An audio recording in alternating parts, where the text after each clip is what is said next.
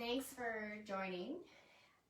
If you can have nearby a ball of any kind that you have. So I like lacrosse balls. You may prefer something a little bigger, a little softer, a bit squishier.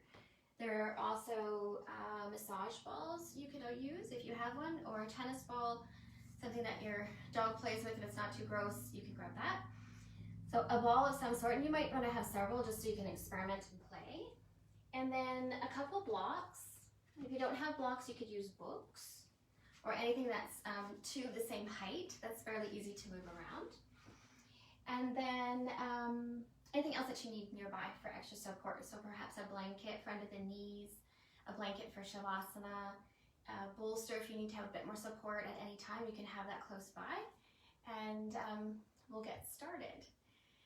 So I'd like to start just by saying that if you have any injuries or ongoing chronic conditions, that you really take the time to educate yourself and learn about what's going on in your body so that you can modify and adapt the postures and the movements so that you are safe and you feel stable.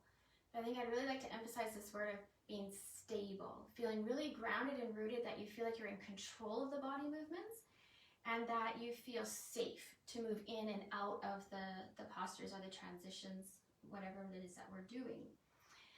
If you're not sure, you can, of course, pause, take a break, maybe just think about what's going on, and then join back in when you know you are stable and safe again. If you've been seeing a healthcare professional, chiropractor, doctor, physiotherapist, massage therapist, anybody like that, and they've made a recommendation for you, that's going to be your first go-to. So anything that I say or recommend or demonstrate that you know contradicts what you've already been told by a healthcare professional, you're going to default to their advice. All right, so really difficult to teach a class that gives everything to everybody, especially if you're at home practicing and I'm not sure what's going on with your body, but I'll do my best to offer lots of modifications. So let's get started. A comfortable seat, as long as you're upright. It may feel more comfortable if you have a block or a blanket underneath the sit bones. I prefer to sit cross-legged, but if you have another option that works, please take it. So that might be legs out, extended, one knee up, one knee down, it doesn't matter. But what does matter is that we cultivate a tall spine. So the sit bones should be anchored and evenly anchored as best you can manage on whatever it is that you're sitting on. And you shouldn't feel like you're rounding and rolling back, and you shouldn't feel like you're tipping too far forward. So it wants to feel stable. From that stable seat where your sit bones are rooted, think about as if you're being measured and you wanted to get a little bit taller. So imagining that the crown of your head gets closer to the ceiling or the sky above you. Once you create that length, maintain the length by having a slight contraction of the abdominals, the side waist, the low back. Legs can be pretty relaxed, shoulders can be relaxed. So you create the length and then you contain it and you maintain it with integrity. From here, I'd like to go into Pranayama. So hands can rest. I talk a lot with my hands, so try not to get distracted by that. But hands can rest, and that just helps you to relax the shoulders and to remind yourself that this is a grounding practice. We're going to take a few moments to turn inward. If it's safe for you to close down the eyes, you can. If not, you could have your eyes downcast. So a few moments just to sit. Eyes again can be downcast or closed, tall spine. You may have to continue to remind yourself to adjust the shoulders, adjust the legs, and maintain that beautiful tall spine. Before we do anything, I'd like you to just notice the breath. Notice the rate and speed of the breath, the depth, whether you are breathing in and out through the nose or alternating nose to mouth or mouth to nose.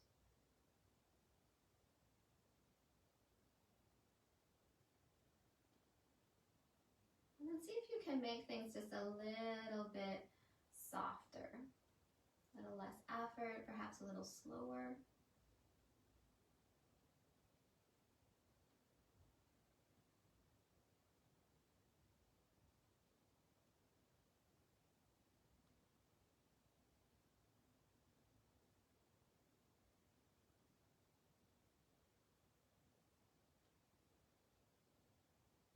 Keeping your eyes either downcast or closed. Keep your awareness on the breath, and I'd like you to add an ujjayi breath. Now this is going to be just a very subtle contraction at the back of the throat. It'll feel like a vibration, and you'll notice that there's a sound now to the breath. It'll sound like ocean waves, perhaps wind through the trees. If those don't resonate with you, perhaps the sound of Darth Vader breathing would help you create the sound.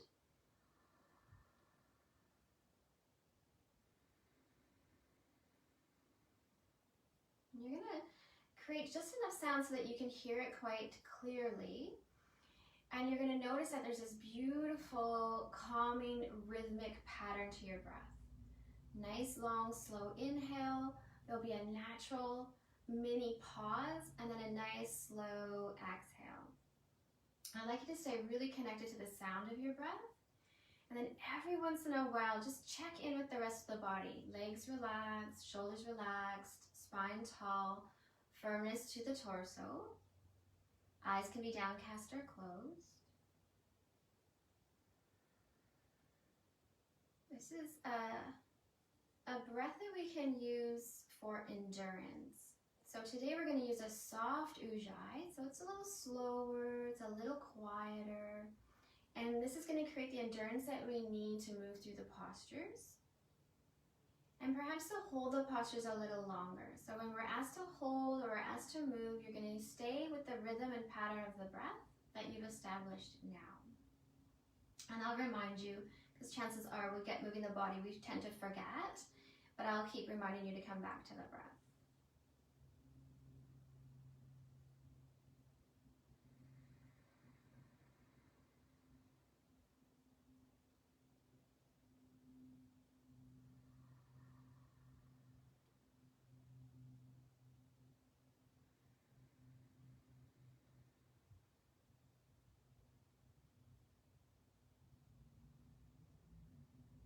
As you continue to keep the awareness on your breath, I'd like you to take a few more moments to think about what your intention is for your practice. And if I could offer you an intention, I'd like it to be that we shift how we think about what we're doing with our bodies away from so much what it looks like and shifting it more to what does it feel like.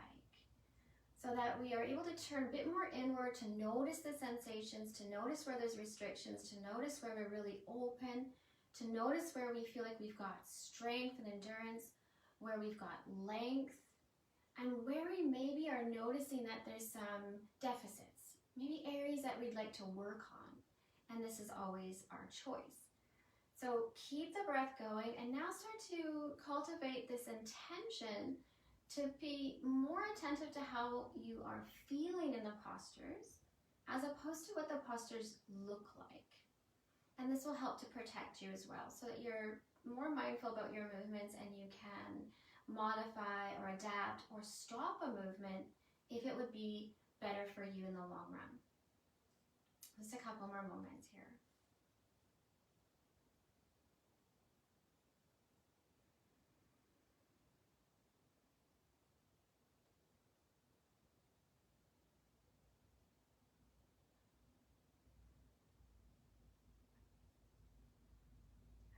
Flutter the eyes open, and if you were cross-legged, I'd like you to just switch your legs. If you weren't, move your legs into a slightly different orientation so that you're still upright, you're still comfortable, but something has shifted or changed.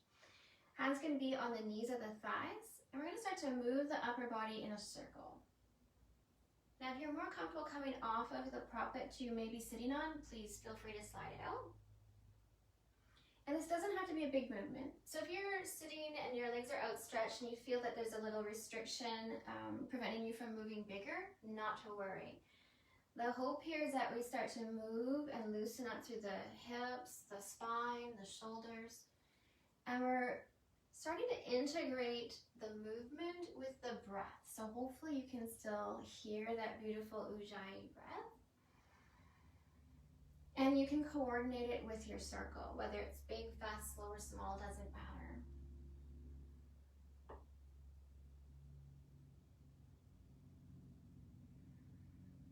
Now, somewhere in your circle, have a pause and switch the direction.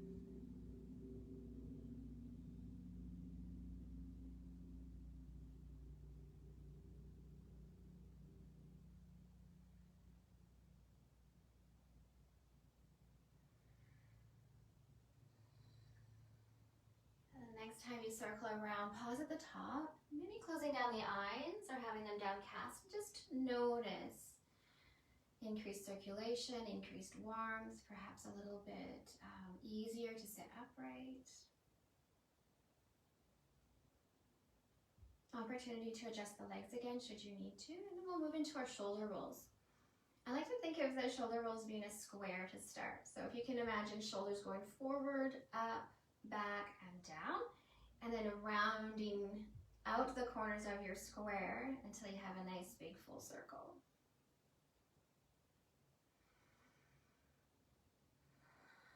Again, trying to coordinate breath and movement.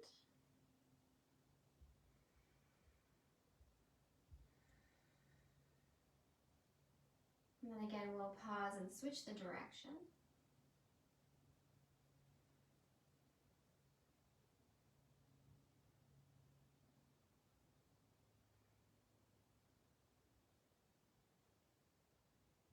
And finally, relaxing the shoulders down.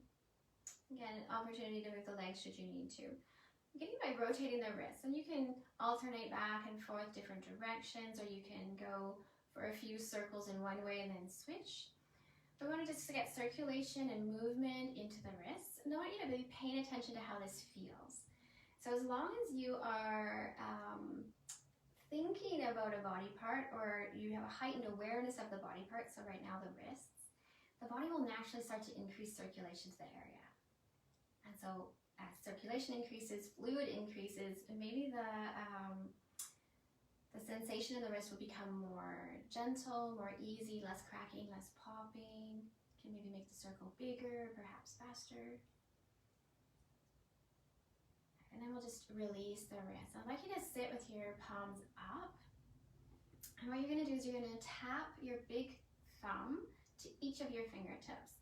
So thumb to index finger, middle finger, ring finger, pinky finger, and then back to the start. Index, middle, ring, pinky.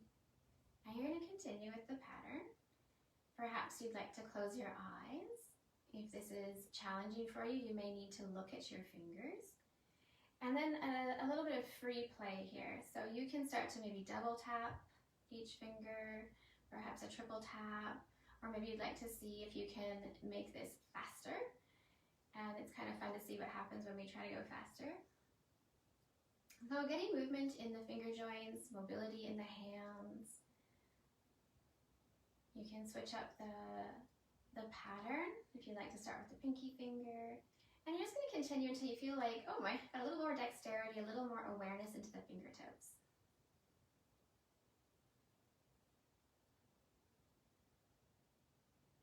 Really nice exercise to do at home, a nice gentle way to get mobility back if you're suffering from arthritis or carpal tunnel. And of course you start very gentle, you're paying attention, and then you can increase as things start to feel better for you. Okay, we'll just let that go, shake it out. And then grabbing a ball. I'm going to use the lacrosse ball just because it's my favorite, but if you have a preference, choose any ball that you like. Ball can be in your dominant hand, and I'd like you to start to roll up the pecs. So this is the area that's just below your collarbone, so if you feel where your collarbone is, and then the muscle just slightly below it. I like to have the ball in the heel of my hand or in the palm of my hand, and then little circles. So for women, you're going to want to just be mindful that you're not down too low onto the breast tissue. You want to get the pec muscle, so the muscle that's underneath and layering through here. So men, you can go a little bit lower if you feel like you're comfortable. Maybe you got a nice big muscle pad there. Typical area for a lot of us to be quite tight. So as you get a little bit closer over towards the armpit, this is where you can get quite a bit of nice release work. And the reason for the tightness is because of our tendency to have our arms out in front a lot. Just keep rolling. Arms out in front, whether you're working on a computer, cutting food, making food, all the chores that we do during the day, we tend to have this sort of arms forward and a rounding, driving our car, all those sorts of activities. And so the more time our muscles are in this shape, they get tighter, they get shorter. And then it's more difficult for us to get our shoulder blades back and our shoulders back so we have back to like our good posture. So rolling out the front of the pecs can be a nice way to ease into that. It may also just help you with awareness of, oh my God, my pecs are tight and I don't even really know how that happened. Especially for women, they tend to be quite tight. All right, so both sides, you can switch to your other hand, and usually the non-dominant hand is a bit more challenging to control the ball, but do your best. Again, if you've had any kind of surgery in the area or treatment or moving of lymph nodes, you're going to be really gentle with the ball. And again, going back to the intention of thinking more about what does this feel like? Does it feel good for the muscle there to be massaged and rolled? If it doesn't, of course, then you're not going to do it, or you're going to make it more gentle. You know, you might want to experiment with the amount of pressure you're creating, and it should ease things out. It should be a benefit to you. If there's no benefit, there's no purpose. I'll just do a little bit more, and you can make sure that you've done both sides evenly. I really like the ball rolling where we're using our hands because it helps to strengthen and tone the muscles as well. You might feel that even right now. Okay, and then once you feel like you've rolled out the pecs, you might want to just experiment with a few more rolls of your shoulders and see if anything has kind of loosened up for you. And then if you have a wall, I'd love you to either sit or stand with your back to a wall and bring the ball onto the traps. So the muscle that goes from the top of the shoulder over towards your neck. This is the area that we love to get like a massage from somebody if they're standing behind you. If you don't have a wall or you don't have access to it, that's okay. You can use your hand again. You might need to support the elbow and little rolls again of the ball across the traps. If you have a wall, if you're fortunate enough to have a wall, again, either seated or standing, ball goes behind you, and you're just going to very gently press into the ball, and then little movements. The movements can be across, up and down, or if you can manage the little circles, that's nice too. The other option with the wall is that you can press and hold, release, move slightly, and then repeat. So lots of options, lots of ways that you can change this up. I get a lot of benefit just from rolling. And that's nice because you can tilt your head to the side, you get a bit of a neck stretch, you get a little bit of a shoulder mobility stretch as you're reaching back with the ball. And of course we'll do both sides. So whichever technique you're using, whether it's your hand or the wall, switch sides, feel it out. Again, if it's helpful, closing down the eyes or having them downcast and really thinking about what am I doing? Where's the sensation? What areas are restricted? What are tight? What areas feel really good? You know, how can I adjust the pressure? And we'll just spend a few more moments here. I could spend a long time working this muscle. It tends to be quite tight for myself. Maybe you're the same.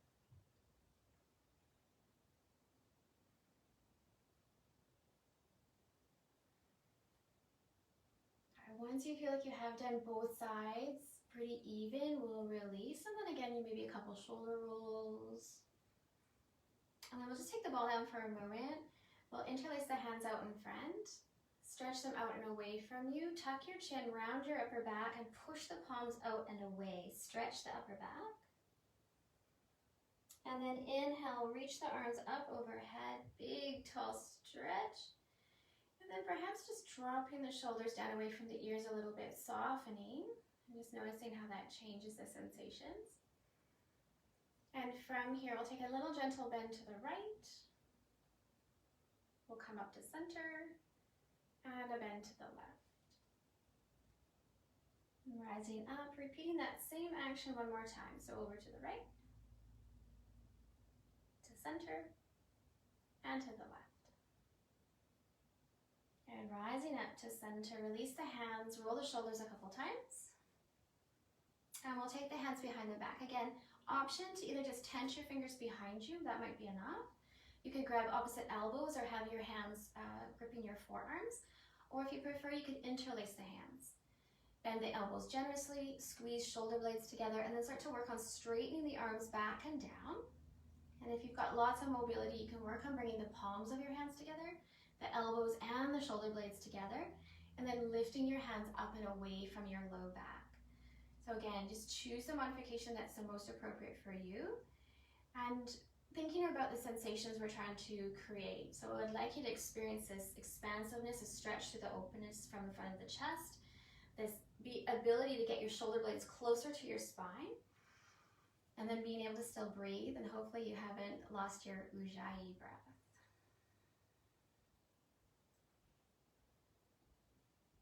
All right, and then we'll release the hands. Before we come up to standing, I'd like you to just take your legs out in front, and again, you're welcome to sit on something. Ball back into the palm of your hand. Start to roll out the tops of your legs, the quads. I like little circles. You might want to roll the ball down the length of the muscle a little bit at a time, like you're rolling it out like a pastry.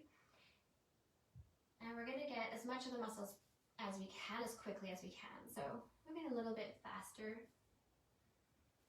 You want to get the middle of the quad, the outside, and then if you can, the inside as well.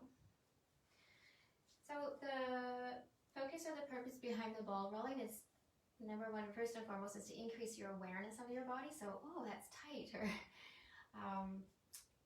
that feels really good. I'd like to do this again, or I'd like to come back and do this a little longer because it feels nice. So awareness, but also just a way to warm up the muscle fibers to increase circulation into the area. And again, once we have increased circulation, perhaps our mobility will also increase. So we'll do both legs.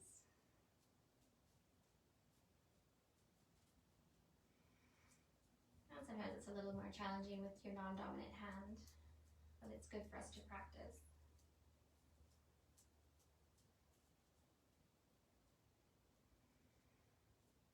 All right, and then once you've got your quads done, again, we're not spending a whole bunch of time. We're going to bend the knees, and you're going to place your ball, and again, you might want to change, placing it underneath the medius part of your bum cheek, your glute. Hands can go behind you, lifting your weight onto the ball. And you got some techniques you can choose and play with. You might want to just do press. Let your muscles soften and wrap around the ball. Take a few breaths, lift up, move the ball, soften, and press again. Or you may prefer movement. So you can do little circles. You can cross hatch, where you're going across the muscle fibers. Or you can glide, going in the same direction as the muscle fibers. And if you're not sure, just move the ball around. Again, it should feel good. It should feel like this might be a benefit to us. We're not going to regret it after.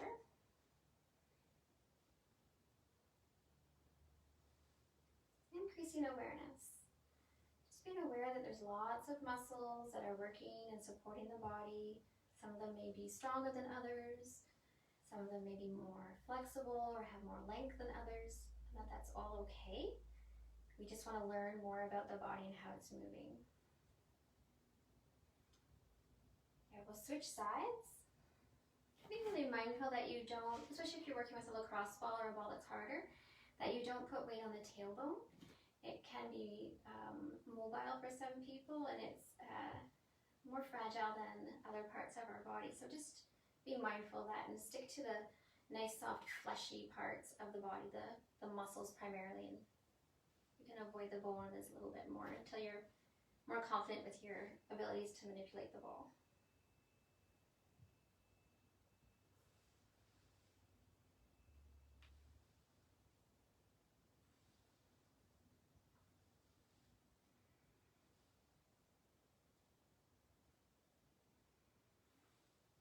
Okay, just a few more moments rolling out the glutes. You can go a little bit more over to the side of the hip if you prefer.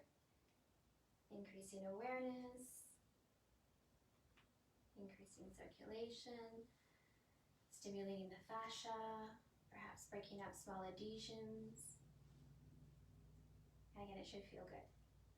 So we'll come off the glutes. And before we come up to standing, last one If you have a firm floor, it might be enough for you to just have the ball underneath your hamstring. And I like to do the press and hold for the hamstring. You just let your weight shift, you press down, you can add a little bit more with your hand if you like.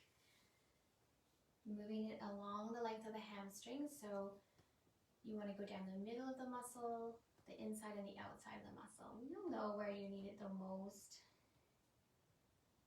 If this isn't enough pressure for you or you prefer a bit of movement, you could have a block underneath with the ball sitting on top. You'll have to use your upper body strength to lift, and then you can glide or cross hatch. So we'll get into the hamstring as much as we can.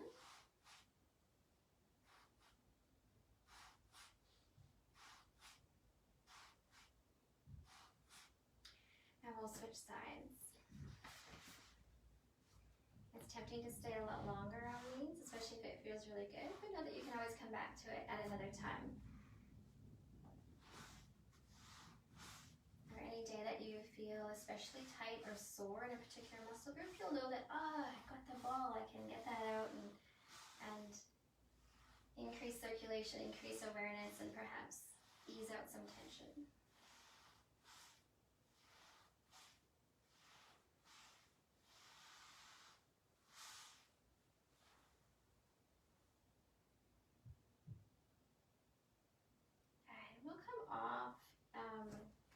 The ball and keep it handy. We're going to come up to standing.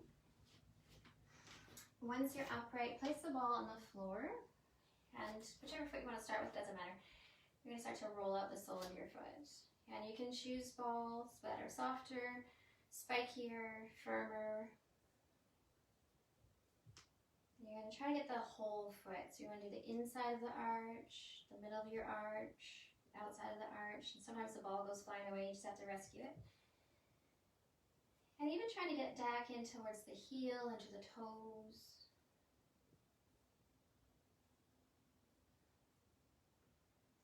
If you've ever had reflexology or someone working on your feet, you know that a lot of the connective tissue and the nerves in your feet correspond with other parts of your body, so it's nice to wake those up by rolling out your feet.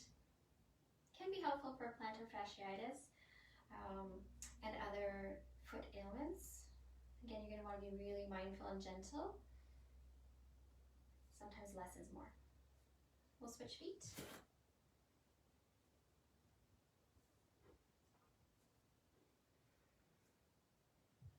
And so if you encountered a body part or a muscle that you're, that's really tight or sore today, that's just a body part or a muscle group that you're going to be a little bit more mindful as we start to move the body more, that you're going to be gentler, you're going to give it more time to warm up. You might modify it a few more times before you go into using it as much as you want to. So don't forget the toes and the heel. And then we will come off the ball, moving it off to the side so it doesn't get in your way. And we'll come to stand, taking a few times to come into Tadasana, mountain pose. Option to have your feet hip distance apart. For some people, wider is more stable. Sometimes if you're challenging yourself, you prefer to work with a narrower stance. Doesn't matter which one you choose, as long as you feel like you are stable and solid and you can work from this foundation. So I'd like you to start by swooping the arms up, take your gaze up past the fingertips, big stretch. And then turn your palms out. Keep your belly firm as you come forward. And you're either going to come so that your hands or your forearms can rest on the thighs, or you can start to come down a little farther. Come down nice and slow. If you have blood pressure issues that aren't controlled, you may want to stay where your body's at 90 degrees, so halfway down. If you've got detached retina or glaucoma, you may also want to avoid coming all the way down. So option to use props, bringing your hands up a little higher, or fingertips to shins. If you're okay to go all the way down, enjoy that beautiful stretch and come on down to your forward fold. Now your forward fold could absolutely be done with really strongly bent knees. You could even be resting your chest on the thighs. You can have your gaze a little higher up if that feels better for the neck. Or you can let the head drop, straighten the legs. And then you can add a deeper sensation by hanging onto the backs of the thighs and the toes as you pull yourself down. So how you approach the posture is up to you. First one, so you might want to start with something a little gentler as we ease into it. We're going to rise up to our extended lifts. This could be fingertips down and gaze going forward, collarbones broad, or you may choose to be up a bit higher, hands to shins, flat back. Then we'll exhale, fold back down. Come up either again, hands to shins or fingertips. Bend your knees, take your gaze forward, and release the arms forward, chair pose. You get your shoulders to slide down your back, and have a quick glance down. Just see if you can get a little glimpse of your toes so that your bum and your knees move farther back. Firmness through the belly, arms are reaching forward, gaze is between the hands. From here, we'll inhale, rise all the way back up, full body stretch. And we'll exhale, hands to heart. If you've forgotten about your breath, if you could please bring back your soft Ujjayi breath. And with your next inhale, reach the arms up. Turn the palms out, exhale, forward fold. Choose your variation. Inhale, extended lift, hands to shins or fingertips. Exhale and fold. Rising back up, extended lift. Bend the knees. Reach the arms forward, chair pose. Adjust your shoulders, firmness through your belly. Get your hips back a little farther, a bit more weight into the heels. Hold. Inhale, rise up, arms overhead. Hands to heart. Inhale, swoop the arms up. Palms turn out, belly stays firm. Exhale, forward fold. Rising up, extended lift, either fingertips or hands to shins. Exhale, fold back down. Inhale, rise back up, extended lift. Bend your knees, swoop the arms forward. Make up those tiny adjustments. You can decide how far down you want to go or how far up you want to stay. But we do want the firmness through the belly, shoulders down and back, weight into the heels.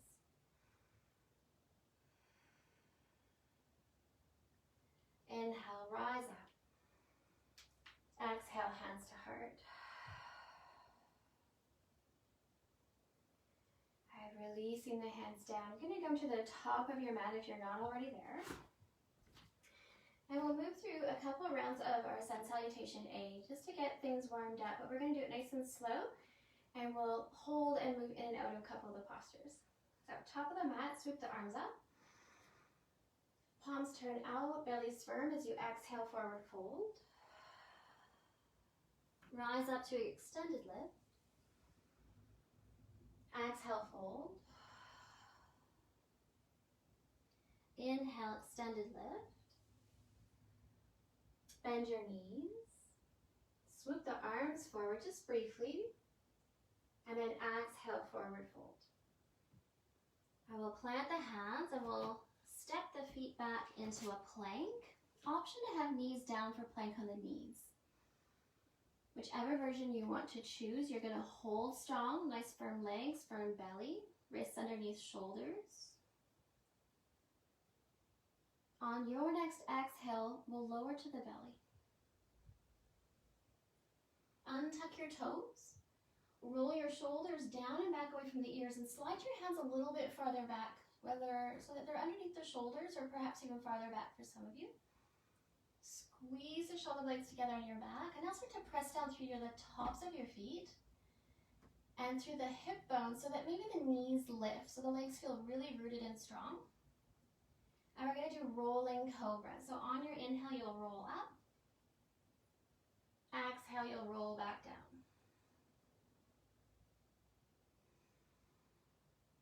So we want to be feeling the contraction and the strength in our mid to low backs. It does not matter how high you lift. It matters if you can feel the contraction.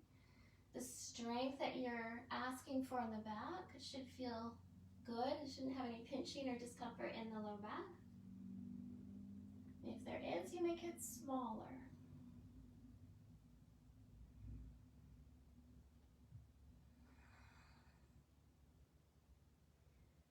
Last rolling cobra, meeting with yourself lower down.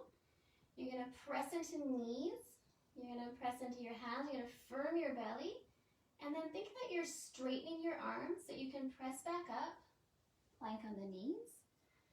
Tuck your toes. And you can either slide the hips back for child's, or you can press back to down dog. And we'll hold here.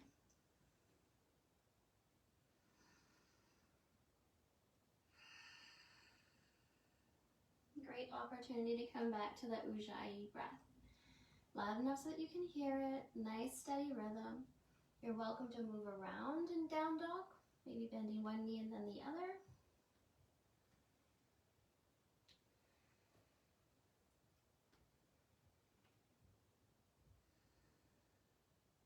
And then from wherever you're at, whether you're in child's or down dog, we'll meet back at downward facing dog so that we can walk the feet up to meet the hands. As your feet get closer, you may need to lift up onto fingertips or bend your knees. But we'll meet in our forward fold at the top of the mat, nice and relaxed. And then we'll bend the knees. And you can either swoop the arms up to come to standing, or if your blood pressure doesn't regulate quite as quickly as you like, you could walk your hands up the front of the body. And we'll meet with the arms lifted, gaze lifted.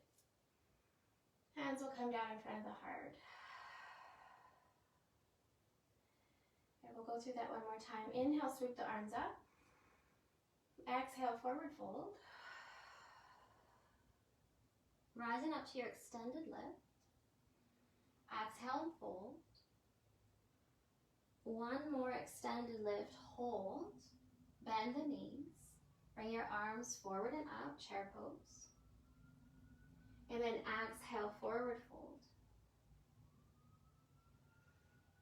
Step the feet back to plank or plank on the knees. Create the strength and stability that you require to hold the shape. And on your next exhale, lower to the belly. Untuck your toes, roll the shoulders down and back, place your hands either under the shoulders or a little bit farther back from the shoulders. And again, we'll do 5 rolling cobras. It'll be an inhale to lift up and away from the floor, legs are firmly rooted. Exhale to release.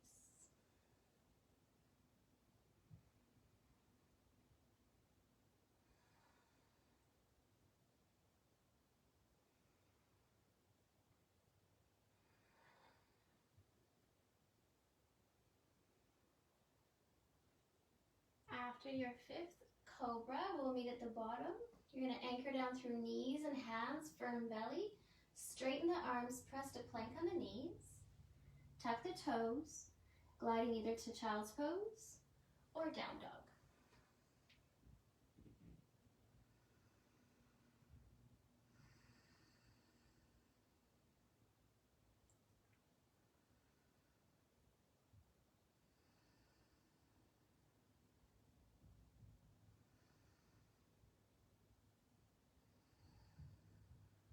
From downward facing dog, I'd like you to bring your knees back down to the mat. And if you're not already there, untuck the toes and slide back into a child's pose. Rest the arms. You may want to turn the palms to face up, or perhaps you prefer to reach the arms back towards the back of the mat, either the forehead or one cheek coming down.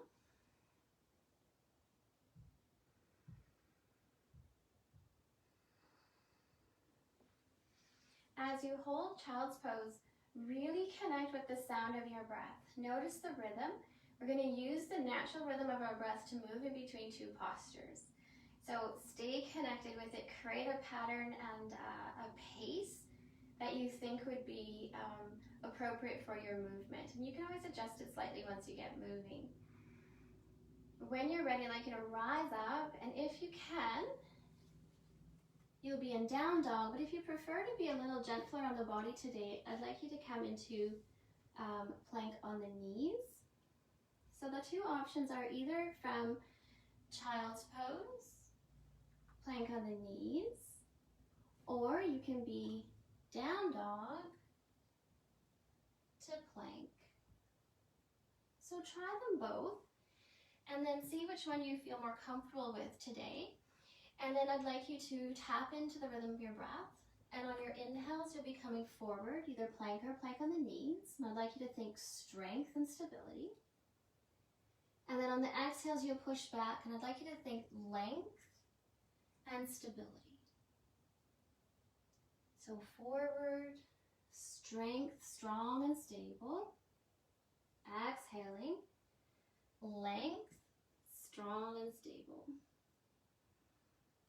So you're moving, flowing back and forth.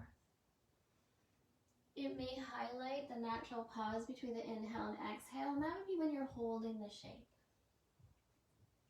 If you feel like you need more time, you could come into a shape, let the breath move in and out once or twice, and then create the movement.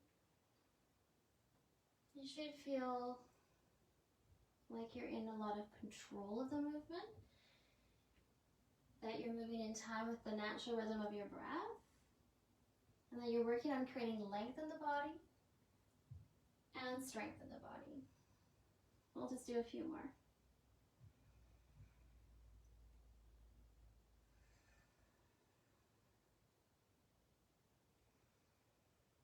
We're going to meet either in down dog or in child's pose. Choose your preference.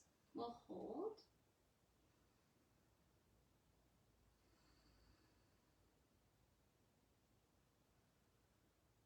And then if you have lowered down, we'll rise back up to down dog. So again, we can walk the feet to the hands. Take your time.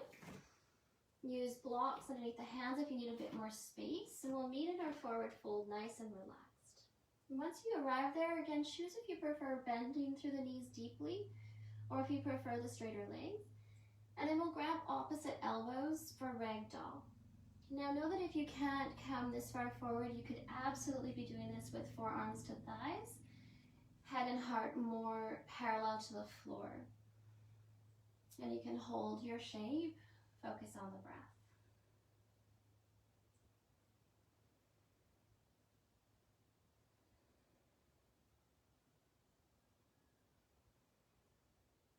And now rising up to standing again. You've been upside down for a few moments, so you may want to walk the hands up the front of the body, or if you know it's safe for you, bend the knees, swoop the arms up, rise to standing, arms extended.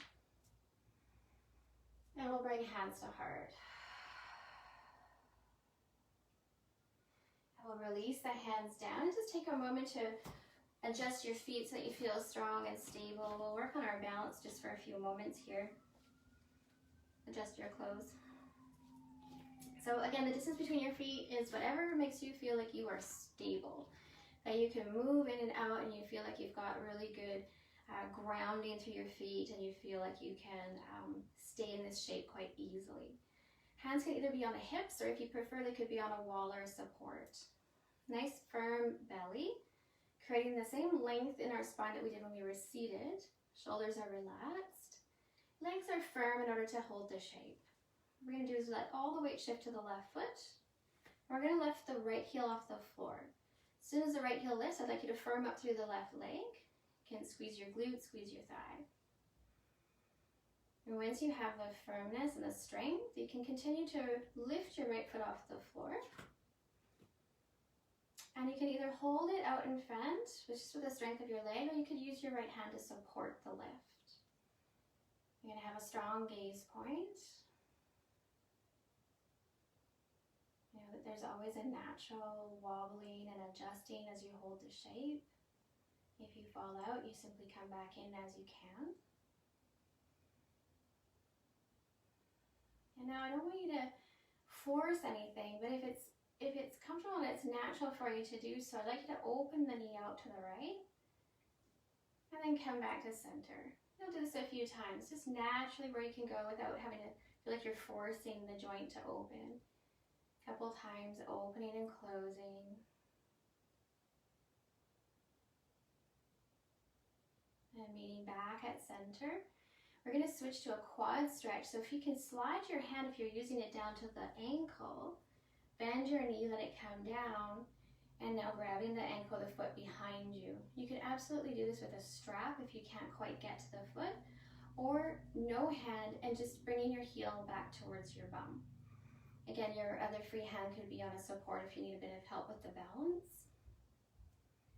So primary sensation is to stretch the front of the quad or the thigh.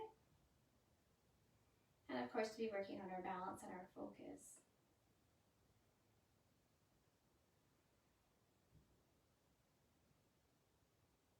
And we're going to release the foot, come back to standing. Making the adjustments if something didn't feel quite right. Firmness to the belly, all the way to the right foot, lift the left heel. Again, strong drishti or gaze point, lifting the left foot. You can choose if you're going to hold it or not.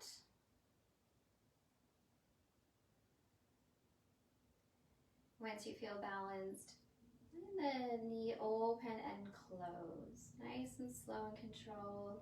If that's too much, you just stay with the knee out in front. And again, you can choose whether you're supporting the knee or not with your left hand.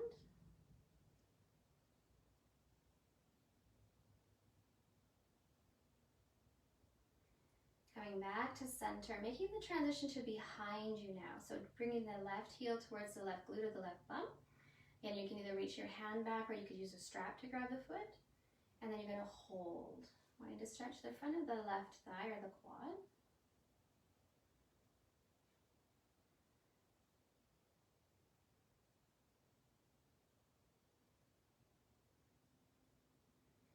And slowly releasing, coming back to standing. Rotate the ankles, move around a little bit. And we'll move into our standing sequence. So back to the top of the mat. Nice big arm sweep all the way up. Exhale, hands to heart. Bend your knees, sit down, chair pose. Again, give a quick glance down, just see if you can see the tips of your toes, and if you can't, maybe you can get your knees and your hips a little farther back. You're going to roll your shoulders down and back, you got firmness through the belly, you're holding chair.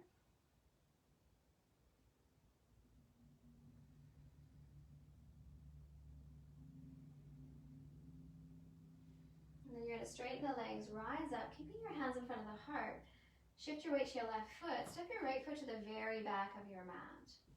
You'll be landing on the ball of your right foot, so you're in your high lunge or crescent lunge. About a 90-degree bend on the front knee. Back leg is strong and straight, and you're powerfully lifting the back knee. Hips are squared to the front. Belly's firm, hands can press, elbows can lift. We're going to hold here.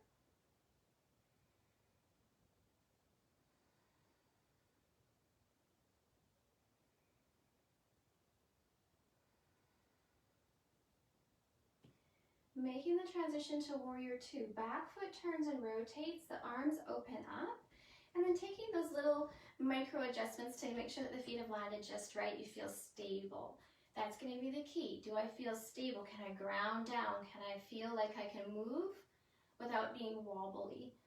That's an official term, wobbly. So again, the bent knee in the front is still at pretty much 90 degrees. Back leg strong and straight. Torso now faces more of the long edge of your mat. Fingertips are reaching. Gaze is over the left fingertips.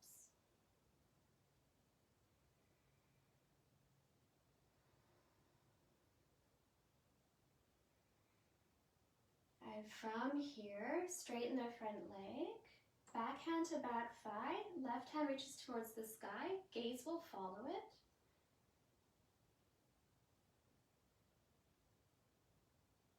And then keeping the legs straight, gaze can go back forward, bringing your left hand either to the shin, to the floor, or to a prop, and your right hand can either rest on the right hip, or you can reach it up towards the sky. Triangle pose. Try not to hyperextend the front knee, so you may have to have a small bend. And then noticing the top arm. So if it's really rotated back, it feels tight or awkward, you may prefer the posture with your hand on your hip and working on getting your shoulder back. And then we're just going to hold here for a couple more breaths.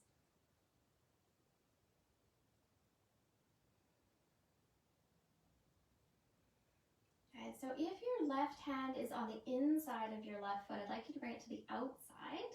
And again, if it's on a block, just move the block with you. Bend into the forward knee, and we'll come into our side angle pose. So left hand is either fingertips down or on a prop. And then the right hand can either stay on your right hip, or you could reach it straight up towards the ceiling, or you can swoop it up and over your ear. So again, choose the one that feels best for the shoulder. You feel stable and strong. You may have to adjust the height of the block underneath your left hand, but we'll hold here.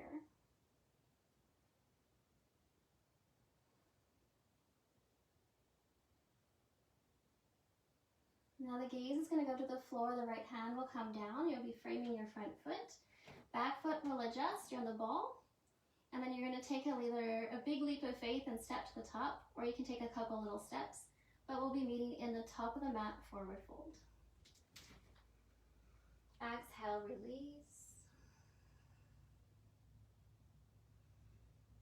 Inhale, extend and lift. Bend the knees. Bring your hands to heart center, chair pose. Nice and strong. Make those little adjustments. Shoulders down and back, firmness through the belly.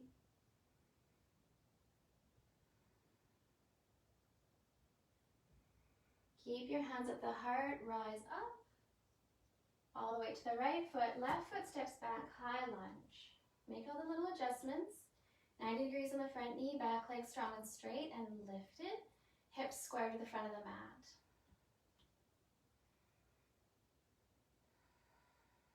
Ujjayi breath should still be there for you. And remembering that this is a breath that brings us endurance. So we're wanting to hold the poses. We're going to keep our mind anchored on the breath, anchored on what we're feeling in the pose. So know that it's okay to kind of modify or adjust and adapt to whatever it is that you're feeling. We're almost done here in high lunge.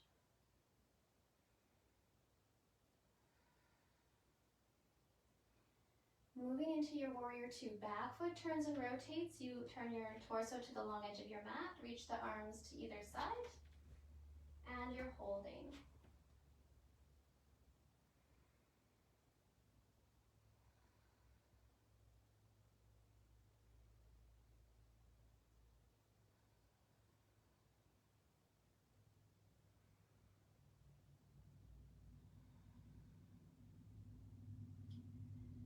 You're going to start to slowly straighten the front leg, back hand to back thigh, front arm to sky. Gaze will follow. You can lean back.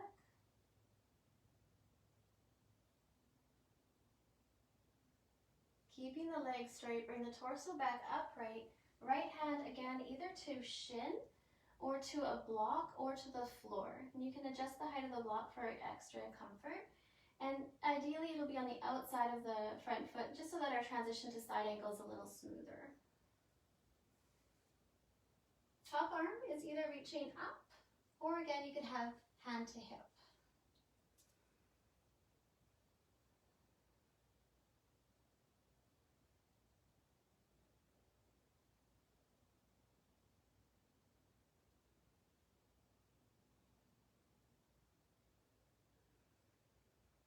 Bringing your right hand again to the outside of the right foot, either onto a prop or to the floor.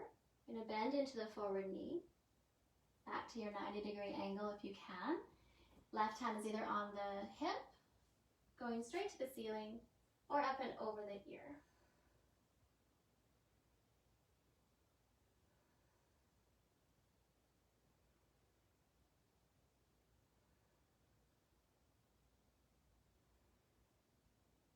Gaze comes down, left hand comes down, back foot rotates, you're in your lunge. And again, it might be a couple little steps or one big powerful step. We're meeting at the top of the mat, forward fold. Adjust, modify, move around until you find comfort. Rise up, extend and lift. Bend the knees, hands to heart, chair pose.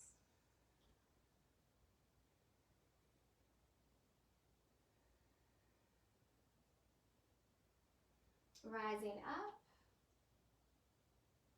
Shoulders come down away from the ears, firmness still through the belly. And releasing the hands. Okay, so we're just going to move through one a little bit faster, and then we'll be able to come back down to the floor. So when you're ready, top of the mat, swoop the arms up. Exhale, hands in front of the heart. Bend the knees, sit down, chair pose. And now here's your option. You can rise back up to step back, or you can step back to your high lunge from your chair pose. So it'll be right foot lifting, stepping to the back of the mat, or meet and hold here. Once you feel stable, we'll open up, warrior two, make the adjustments that are necessary for your feet being just right. 90 degree in the front knee. Tendencies for the left knee to want to move over to the right, but see if you can get it to align over the ankle. Strong arms, strong gaze.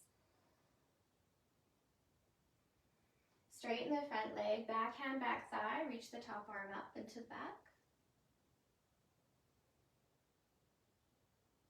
Rising the torso up, triangle pose, left hand either to shin or to the outside of the left foot. Top arm either to hip, thigh, or if you prefer, it could just rest on the sideways. So you've got options. Make sure you protect your shoulders. Moving into our side angle, bend into your forward knee, and then choose the positioning of your top arm. Again, it could be straight up on the hip or reaching up and over the ear.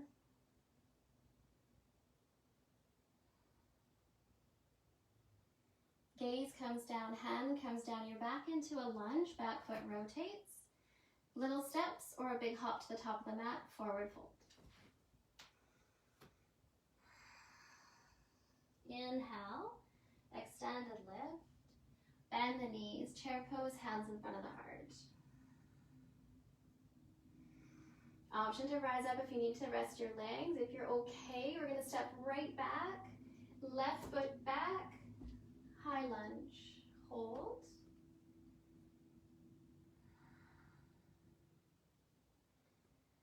When you feel stable, warrior two. Make your adjustments.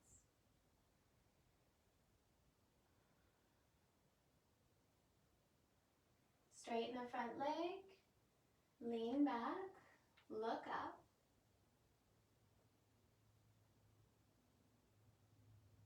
Inhale, rise up, right hand to either the shin or the floor or your butt. Outside of the right foot, adjust your top arm.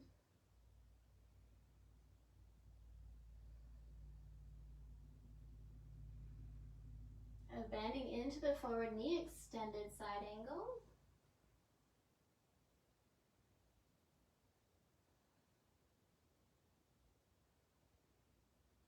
Gaze comes down, hand comes down, adjust the back foot. Couple little steps or one big step, top of the mat, forward fold.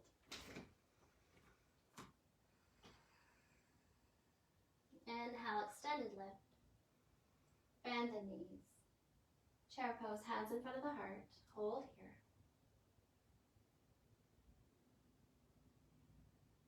And exhale, rise up.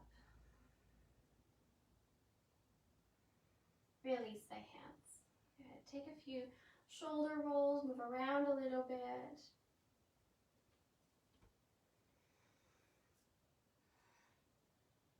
And then we're going to make our way back down onto the mat, but I like to do it through a flow. So top of the mat, arms swoop up. And exhale, forward fold. Extended lift. Bend the knees, plant the hands, walk the feet back, down dog. If you prefer to move right away into child's pose, know that that's always available. We're going to hold down dog or child's pose for a few breaths.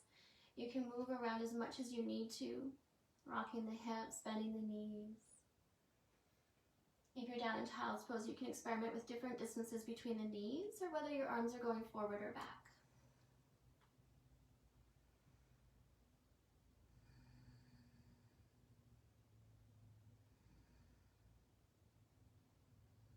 we'll meet back down in tabletop. So if you're in child's, you rise up. If you're in down dog, you go down to table. And have your hands just a little bit closer together underneath your shoulders. We're going to lift the right arm up towards the ceiling. If that doesn't feel comfortable, right hand could go to the hip and you're working more with the shoulders. Gaze could be up, forward, or down. And then we're going to move into our twisted puppy pose. So your right hand is now going to come down underneath your torso until your right shoulder, your right ear are down. If they don't come down, you're going to place either a blanket or a block either under the shoulder or under the ear or both.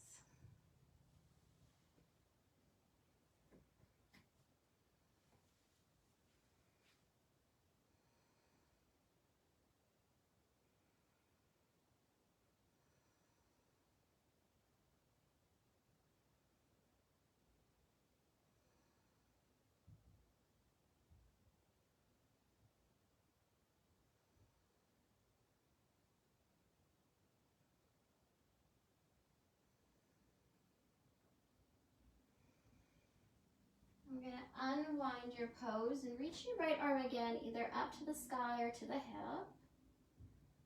And release down. We'll go to the other side. So hands are a little bit closer together underneath you. Left arm reaches up. Comes underneath the torso, left ear, left shoulder, all the way down. Again, if they don't come down, get a little support underneath them. Move around and adjust until you are comfortable in the rotation. You can always make it less or more. Your right hand could reach up. It could wrap around your back. It could stay out in front of the forehead, or it could go forward. So I invite you to explore. If you did one thing on one side, try to repeat on the other. We'll hold for a few breaths.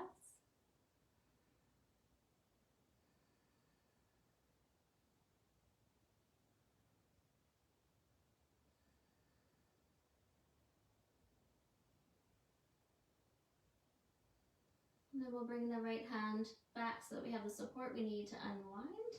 Reach the left arm back to sky. And we'll come back down to tabletop. From tabletop, I'd like to move into a version of frog pose. We're not going to go super crazy with it. If you need to, you might need to go sideways on your mat so you've got a bit more mat underneath you. So we're going to walk the knees out and away from each other. The distance is up to you. And then if it's okay for the knees and for your ankle, can you bring the insides of your ankle to the floor? If you can't, that's okay. You can experiment with being on your toes and just taking your knees wider. If it feels comfortable for you to go wider once the insides of the ankles are down, you can experiment with that. If you know that this is not going to work for your knees, I'd like you to instead do into a wide child's pose. So big toes together, knees apart. And then you can either have your forearms down or your forehead or your arms outstretched or on a prop. But if you're going for the frog pose, insides of the ankles are down, knees are going to move away from each other. You're going to feel this obviously mostly through the inner thighs and the groin. You may also feel it in the back and the hips, so just be careful. If this feels okay, you can stay right here. Ideally, hips would be in line with the knee. If you can't really tell, you'll be able to experiment by shifting your hips back and forward, and then finding a middle ground where it feels like you're stable and you're in control and there's still a good sensation of stretch. Option to lower down onto the forearms, and then your choice if you prefer to just stay still and hold, working with your breath, or if you would like to have a little bit of movement, perhaps pressing back, holding for a little while, moving forward, and then maybe a little farther forward. So you've got choices. Remembering that the intention of the practice is to think more about what it feels like, as opposed to what it might look like. And what that will do is to help you start to turn a little more inward and make really good choices for you. So that might mean not doing a pose. It might mean pushing yourself a little more than you did before, or making those really good decisions to modify. So perhaps doing less, but getting more out of it.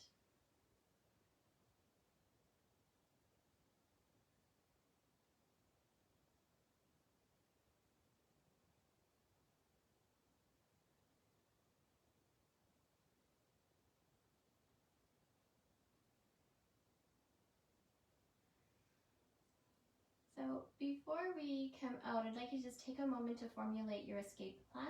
So how you're going to get out of this pose safely.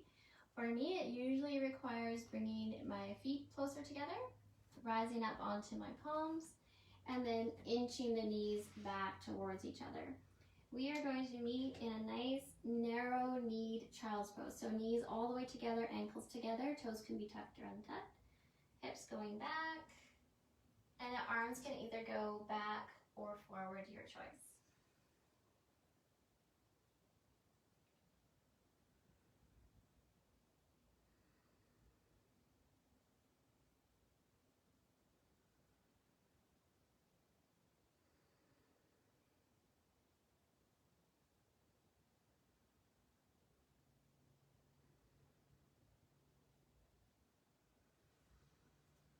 We'll rise up and we'll meet again in tabletop, where you can move through some spinal flow. So that may be traditional cat and cow. You may prefer more like a figure 8. Or perhaps it's hip to shoulder that you would like to move your spine. Or experiment with all the different shapes. So the important thing is that you're moving the spine in a fluid way. You're trying to articulate every vertebrae independent from the other. And it should feel really, really good.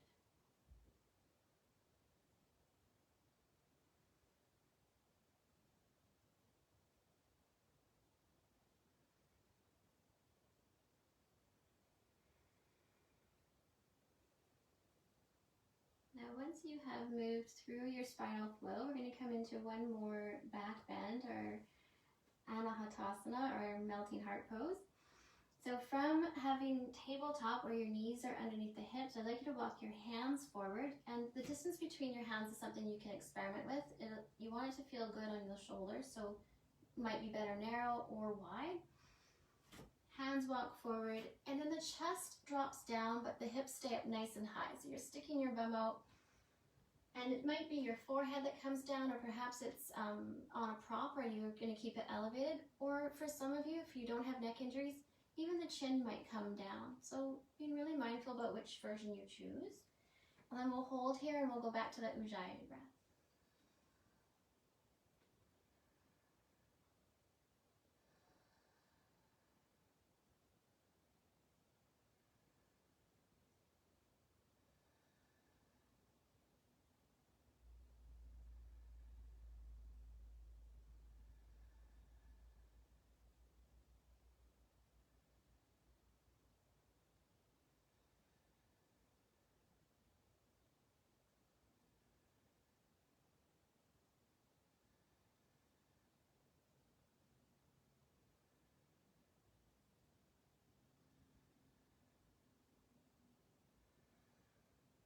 Next, inhale, rising up, back into table. You may feel like you'd like to round your spine up. And then maybe back to a neutral spine rather than the back bend or the back arch. Just a couple movements, ease it out. And then when you're ready, we'll swing our feet around to the front of the mat. And you may feel like you'd like a little lift on your sit bones, perhaps a folded blanket or a foam pad. For myself, I just like to rock side to side and readjust the placement of the sit bones. Legs will be out in front. You can have all your props nearby just in case you want a little extra support. And I'd like to go into a version of our caterpillar or forward fold. So I'd like you to start with the knees bent and bringing the chest towards the thighs. And if you can create a sandwich, perfect. If not, know that just that action of coming forward and get as much contact as you can. Option is to wrap your arms around your legs, and this might be where you stay. This could be enough for you. Or you may want to reach forward and grab onto the feet or the backs of your calves. So ideally you'll keep this sandwich as best you can, or the compression, the pressure of thighs to chest. And then as you feel like you're ready, keep that as you I like to caterpillar my toes forward, kind of clawing them forward, or you can lift the toes and slide your heels away from you. So depending on how sticky your mat is. You're going to keep the sandwich as best you can. This is going to help to support your low back so that there's some integrity, there's some support there. And then you're going to choose how comfortable you are with straightening the legs out. If you get to a point where you feel like you need more support, there's too much contraction through the muscles, you can have a rolled up blanket or blocks under the knees so that you can rest them. And then you can stay in this posture a little longer perhaps. If you don't need the support, then of course you'd be in your full caterpillar pose. Chest still resting on the thighs. Maybe the backs of the knees and the legs are resting on the floor. And again, it doesn't matter what the pose looks like. What I'd like you to feel in the pose is that your back is supported by your own thighs. There's compression there. You feel like it's really supported, stable. And then we're working on lengthening the muscles on the back of the body, so the hamstrings, giving you enough space so that you can come farther forward. So if you're here and you're at your max with your hamstrings, you're in the pose. And if you've got your legs fully extended and your chest is pressed onto your thighs, then you are in the pose. So close down the eyes, go back to the breath, and just move slowly, perhaps farther into the pose, perhaps coming back out of the pose. The important part is that you can breathe in that nice natural rhythm. You feel like you're stable, that you're in control, and that there's a benefit to what you're doing. And that's where we'll stay.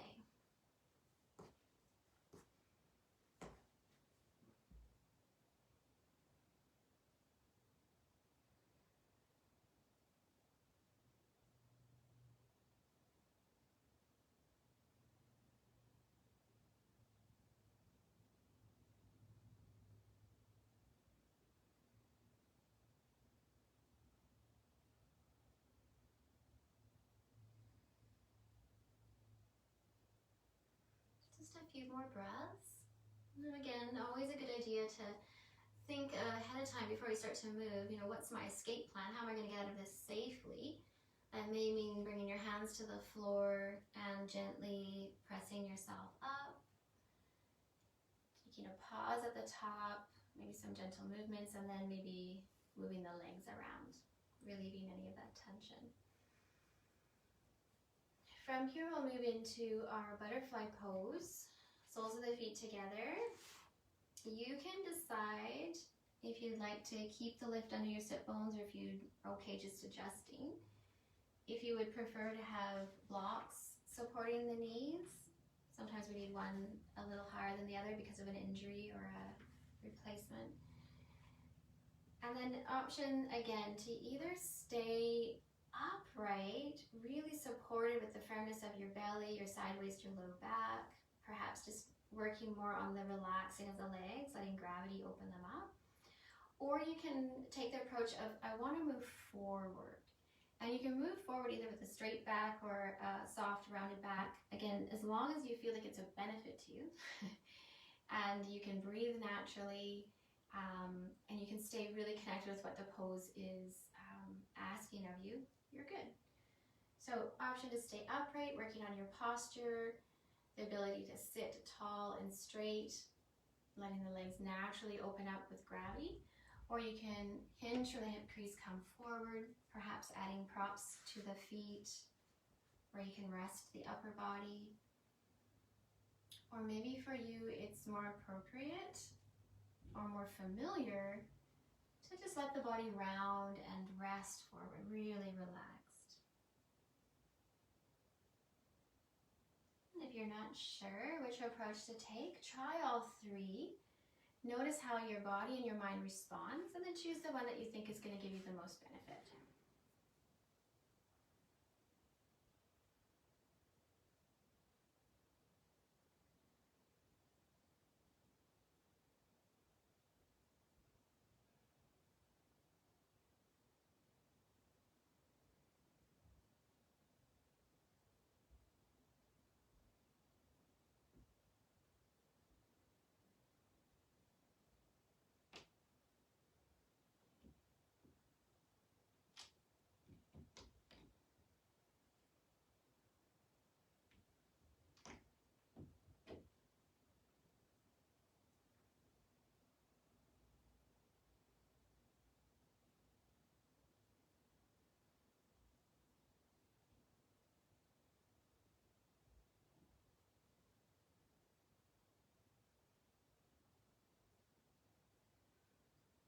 whichever version you found your way into, you'll rise up.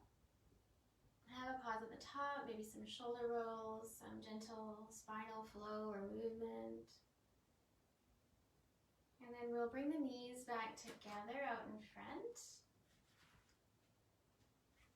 And we'll do a seated cat-cow. Hands can be on the shins or on the knees. Allow your spine to round. And then pull your sternum and your chest up, get your shoulders down and back. The gaze might naturally want to move up. And we'll move in and out.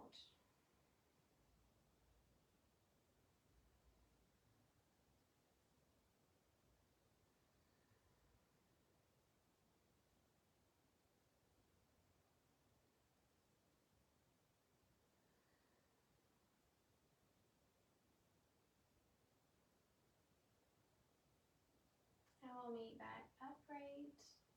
We'll extend the legs back out in front again, and we'll bring the right foot into the inner thigh or inner groin. Again, I like to adjust the sit bones as often as I can. You may feel like you would like to have a blanket or a block underneath the bent knee. That would be fine. If you're really tight, sometimes having a rolled up blanket underneath the outstretched knee gives you a bit more support, so you can add those in as you feel you need to. Once you have your supports and you feel like you're ready, nice tall spine to start, big breath in, and then thinking about hinging from the hip crease as much as you can to start to go forward until you meet that first layer of resistance. And then I'd like you to just pause. Couple rounds of Ujjayi breath. And then see if you can maybe just go a little bit farther. And then you'll pause again, you'll take some slow, deep breaths. And maybe this is where you stay. Or maybe it's already too far and you need to rise back up and reassess. But you're going to take your time easing your way forward. And if you get to a point where you feel like you're getting a really nice release through the legs, your back feels like it's safe, then maybe you come into a more relaxed shape, perhaps bringing the forearms onto props or having a bolster across the shins. Maybe the elbow points come down and you can support the head. The primary sensation is in the back of the leg, of the straight leg for most of us. If you're feeling it a lot in your upper back and in your spine, perhaps coming a little bit more upright and working more with the hip crease. If that feels really good to release the spine down, you're like, oh, that's exactly what I need, then just make sure you have some support so that you can relax into it. And we'll hold here.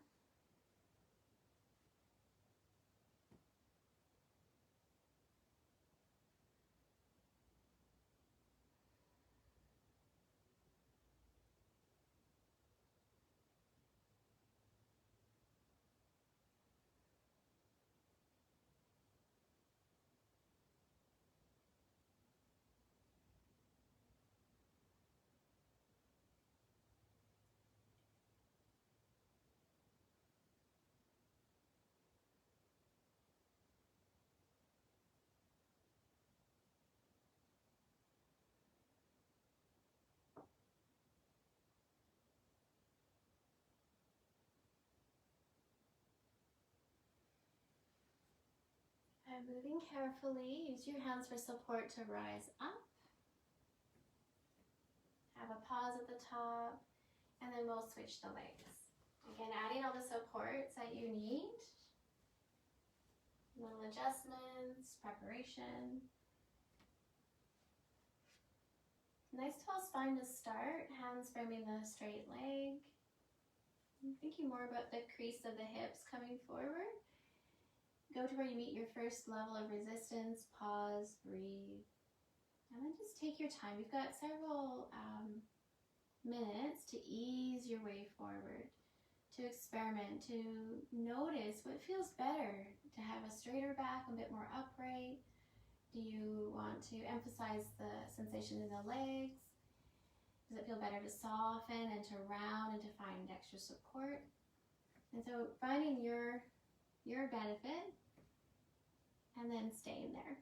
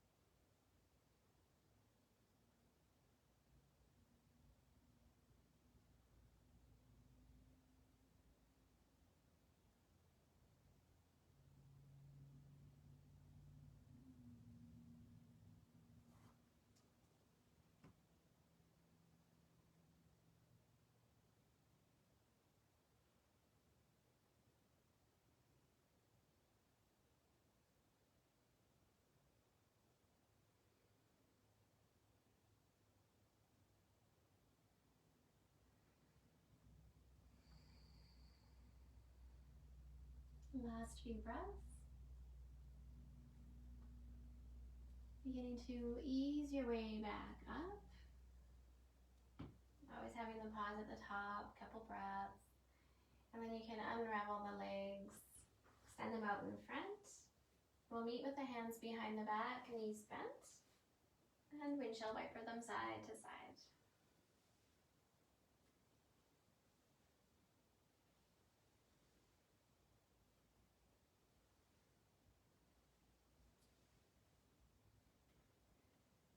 We'll come back to center. Make sure you're in the middle of your mat and grab 2 blocks if you have them.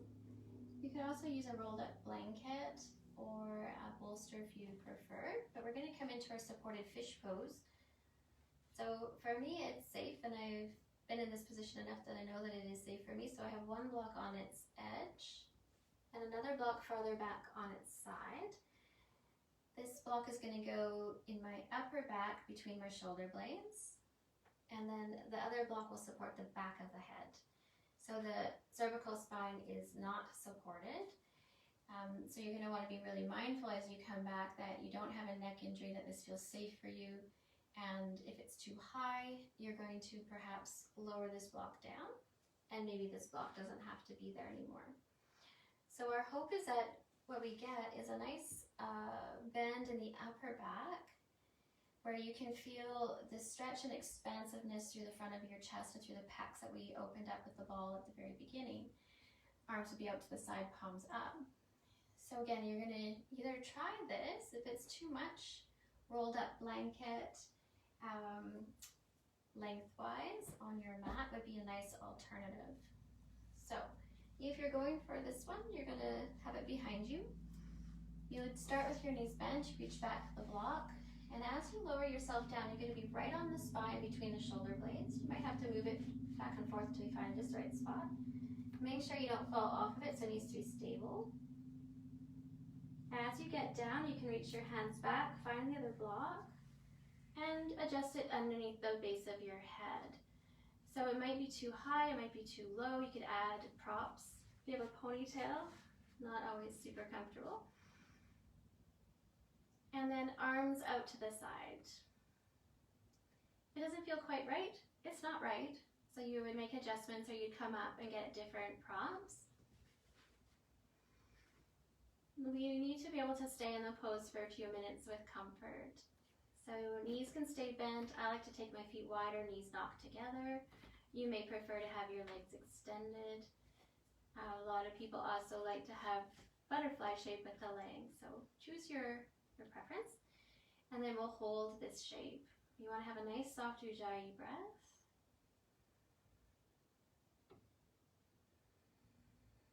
And try to relax as much as you can. No gripping or holding the shape.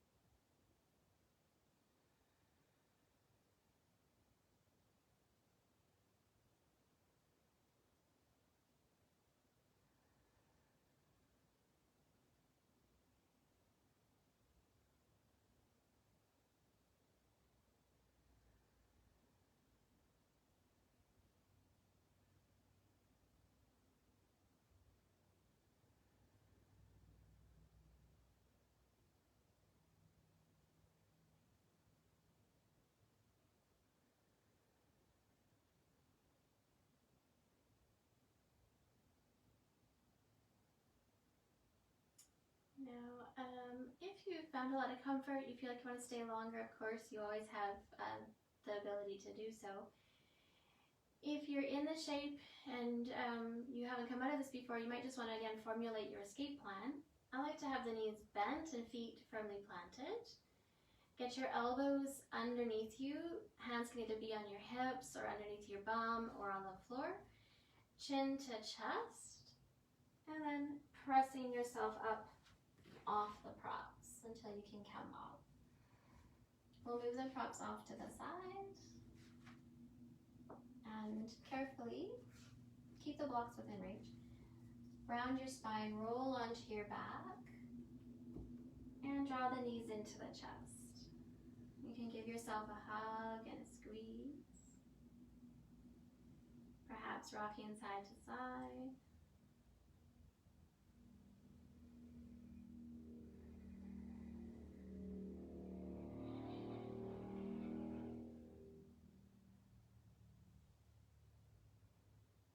And once you've come back to center, we'll release the feet to the mat and have one block on either side of your knees. Lift your hips, adjust your spine, adjust your shoulder blades.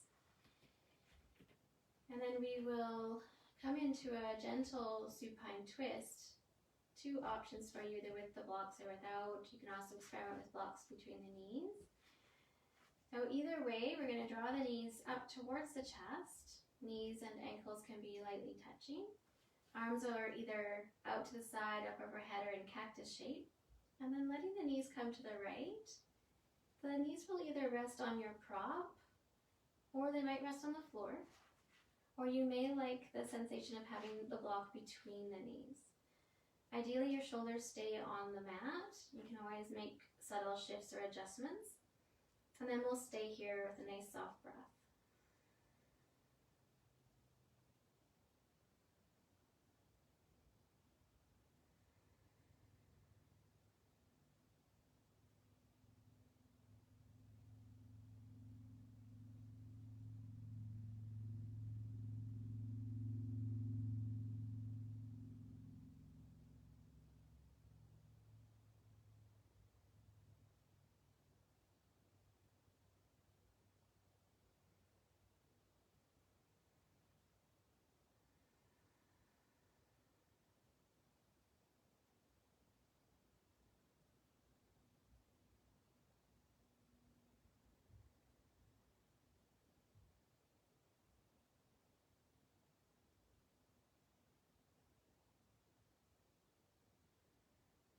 If you've turned your head, you're coming back to center. You can always use your hands as extra leverage or support to shift your knees back to center. You might want to wiggle or move around a little bit, adjust, and then we'll let the knees come to the left. We'll readjust the shoulders, readjust the props, and we'll come to hold the shape.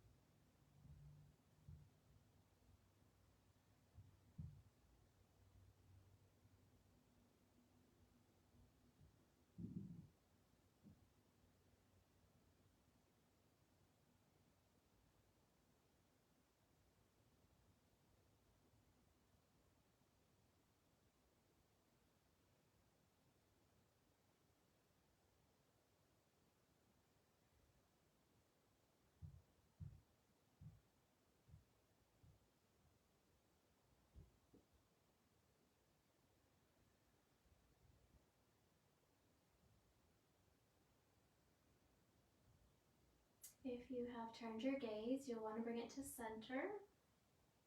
You can use your arms again to assist the knees back up.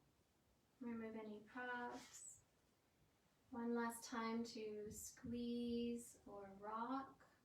And then any last movement or posture or stretch that you're craving before we ease into Shavasana. Take your time. When you feel like you're ready, you can make your way into your favorite shape.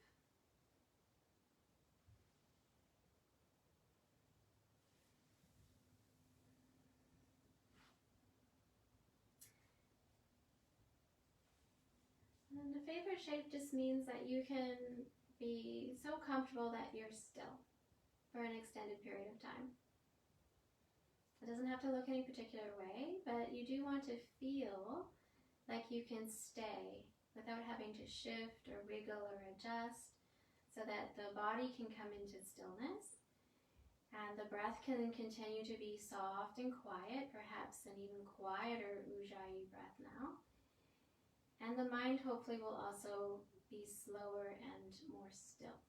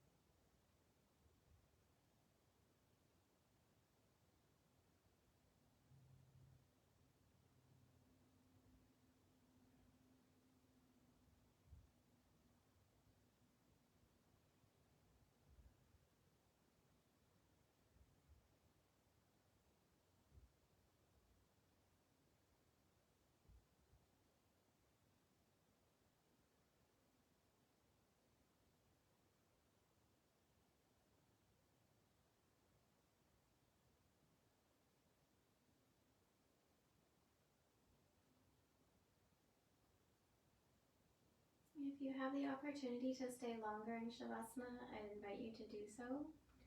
If you know that you have to get going and go on with the rest of your day or evening, then we'll start to move the wrists and the ankles, perhaps drawing knees back up into chest.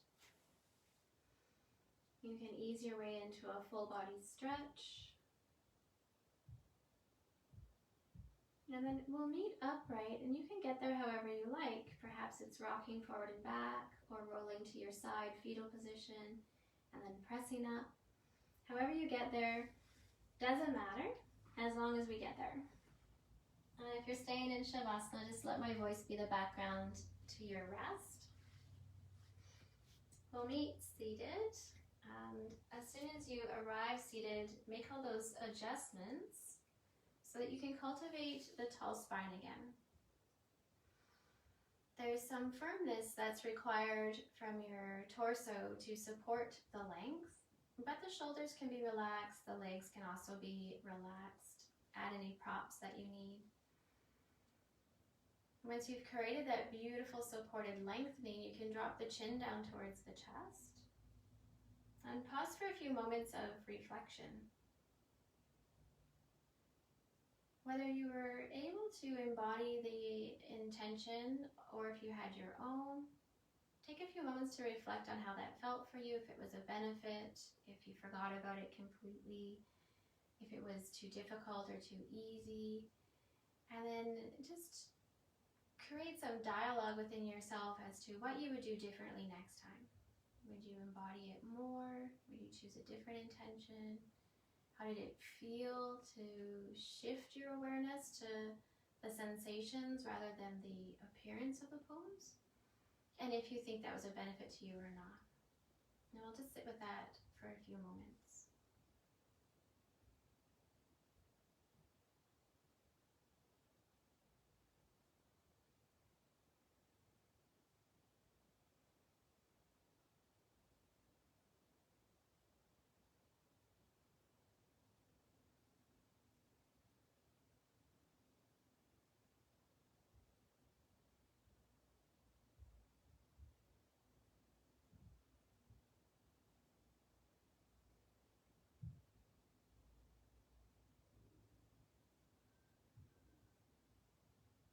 Keeping your eyes downcast or closed, we'll bring the hands in front of the heart, Anjali Mudra, and symbolically let this movement with our hands, this mudra, symbolize bringing whatever knowledge we've acquired during our practice between our palms, containing it,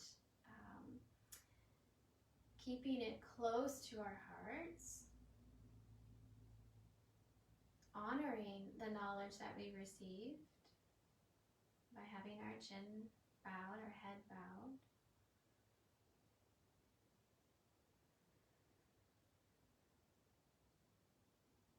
And pausing to have gratitude for the practice, for the time that you were able to take for the practice.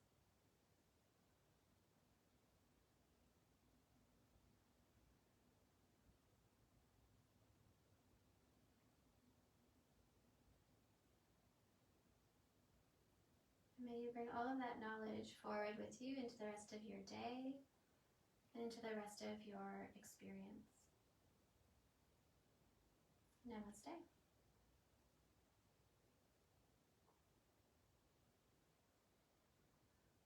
And I hope you have an amazing day. And if you have any questions or comments or concerns or want to have a conversation with me about anything, super excited and happy to have that dialogue with you. So you can message me or call me or anything else that you want to communicate. Hope you have a great day. See you soon.